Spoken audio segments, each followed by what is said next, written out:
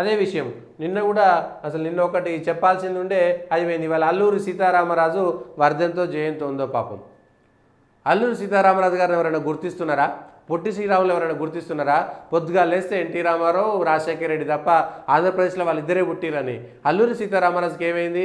ఆఖరికి అల్లూరి సీతారామరాజు రాజులు అనేటువంటి ఒక కులనాయకుడిగా కీర్తించబడుతున్నాడు. దరిద్రమైనటువంటి ఈ దేశం ఇంతకంటే నీచమైన స్థితి ఉంటుంది. అల్లూరి సీతారామరాజు దేశం కోసం ప్రాణత్యాగం చేస్తే చిన్న వయసులో 27-28 సంవత్సరాల వయసులో బ్రిటిష్ వాళ్ళ అక్రమాలకు ఆయన నేల కొరిగితే, దేశ స్వాతంత్రం కోసం పోరాటం చేస్తే, మన్యంలో వాళ్ళు చేస్తున్న ఆగడాలను ఎదురు తిరిగితే స్ఫూర్తినివ్వాల్సినటువంటి అల్లూరి సీతారామరాజు ఇవాళ రాజులు అనేటువంటి ఒక కులానికి సంబంధించినటువంటి నాయకుడిగా కీర్తించబడుతున్నాడు. పొట్టి శ్రీరాములు ఆంధ్రప్రదేశ్కు స్వాతంత్రం తెస్తే నిజంగా పవన్ కళ్యాణ్కి యాక్సెప్ట్ చెప్పాలి. ఏంది ఎన్టీ రామారావు పేరు మీద అన్న క్యాంటీన్లట, దానికి కూడా అన్న క్యాంటీను, తమ్ముడు క్యాంటీను, చంద్రబాబు భరోసా, లేకపోతే అన్న పెన్షన్లు, ఎన్టీఆర్ భరోసా, ఎన్టీఆర్కి పెన్షన్లు, ఇవి తప్ప ఇంకేమి లేవా? అదేమన్నా వాళ్ళ సొంత ఇంటి ప్రభుత్వం అది ఎన్టీ రామారావు పేర్లు పెట్టుకోవడానికి మొత్తం అన్నిటికీ?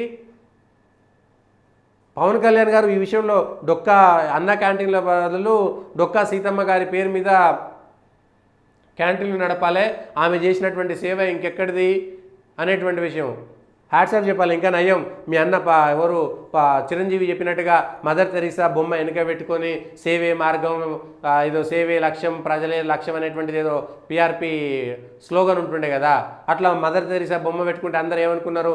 మదర్ తెరీసా మత మార్పిడి చేసింది కాబట్టి ఈ చిరంజీవి కూడా మత మార్పిడి చేస్తారేమనుకుని ఓట్లే లేదు, ఎవరు జనాలు నమ్మలేదు. మదర్ తెరీసా ఒక దొంగ, మత మార్పిడి దొంగ.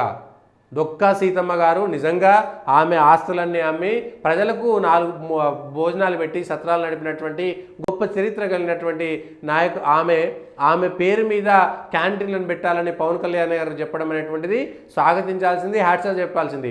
అట్లనే ఇది ఆంధ్ర రాష్ట్రం కోసము పొట్టి శ్రీరాములు ప్రాణత్యాగం చేసిండు, ఆయనను మనం గుర్తించకపోతే ఎట్లా అనేటువంటి మాట కూడా మాట్లాడారు. ఇది మంచి మార్గం కూడా, ఇది చాలా మంచి మార్గం కూడా. ఇట్లాంటి ఈ చర్యలు తీసుకోవాలి. ప్రధాని ఎన్టీ రామారావుకి ఏదో పేరు పెట్టి తలగబెట్టి అయిపోయింది. ఆయన ఒక్కడే పుట్టలేదు ఈ దేశంలో, అయిపోయింది ఇక చాలు. రాజశేఖర రెడ్డికి ఒక పేరు పెట్టిరే, అయిపోయింది చాలుగా. ఇక ఆ పేర్లు తీసేయరు. దేశం కోసం, స్వాతంత్రం కోసం దేశభక్తి పెరిగే విధంగా, దేశాన్ని ప్రేమించే విధంగా, స్వార్థం లేకుండా సేవ చేసే విధంగా వాళ్ళ పేర్లు, పెద్దల పేర్లు పెట్టండి. దేశం కోసం ప్రాణత్యాగం చేసినటువంటి వాళ్ళ పేర్లు పెట్టండి. ఆంధ్ర కోసం ప్రాణత్యాగం చేసినటువంటి పొట్టి శ్రీరాముల పేరు మీద ఒక పథకం పెట్టండి.